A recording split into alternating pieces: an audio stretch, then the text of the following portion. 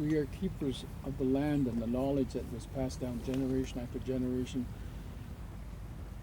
Living at peace and being at peace and harmony with everything in creation. That's our commandment in the great Mishnah law.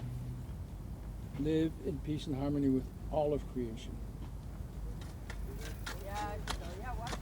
Today we had a fish emulsion gathering here at Volunteer Pool Garden in partnership with Roots to Harvest and the health unit. We learned about fish emulsion and different fish teachings from 4 different elders: Marcel Bananish, Jerry Martin, Jean Nawagijic, and Marlene Sun. So they gave us knowledge on the fish and the nutrients that it holds.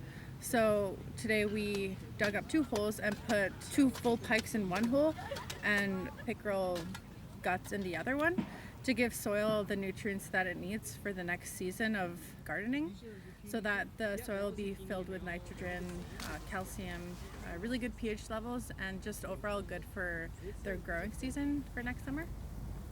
This workshop today is part of a broader project that we're working on called Understanding Our Food Systems.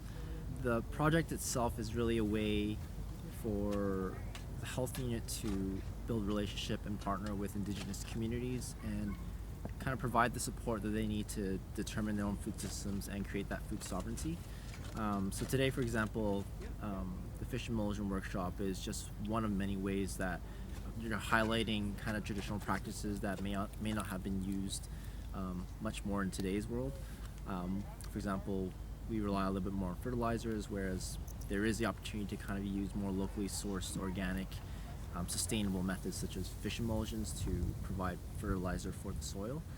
So this is just something that we felt was, empowering for these communities to be able to share amongst themselves, and also a learning opportunity for us as a health unit in our goal to eventually kind of build those long-lasting partnerships, but also allow the Indigenous communities to really create that empowered, self-determined food systems that we're looking for. And on a broader level, it really is to address those social determinants of health that negatively and disproportionately affect Indigenous communities.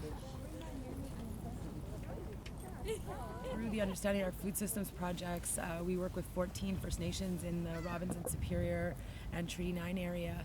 And through the last 3 years of doing this project, many of those communities garden. And some of those gardens now, and we're going to go to White Sand First Nation next week and look at their gardens and their raised beds in their households. We wanted to do this particularly, like Ivan said, is like a more sustainable source of fertilizer. But because of the success of the gardens and all the communities, we wanted to share. Because we couldn't gather because of COVID, we still wanted to bring these teachings to them. And so we're going to post these online and make them accessible to all our community partners who are doing such amazing work in their gardens at the community level. I think it's through gathering in a collective manner like this where we could really be proud of who we are as Indigenous people. We have so many different ways of living that guide us in a really good and healthy way. And, bringing that back to youth, bringing that back to even our families that, I didn't grow up traditional. So even bringing that to my family, it all helps us, and it helps us heal. It helps when we connect with the land to have a greater something to look forward to, something that will take care of us as we take care of it.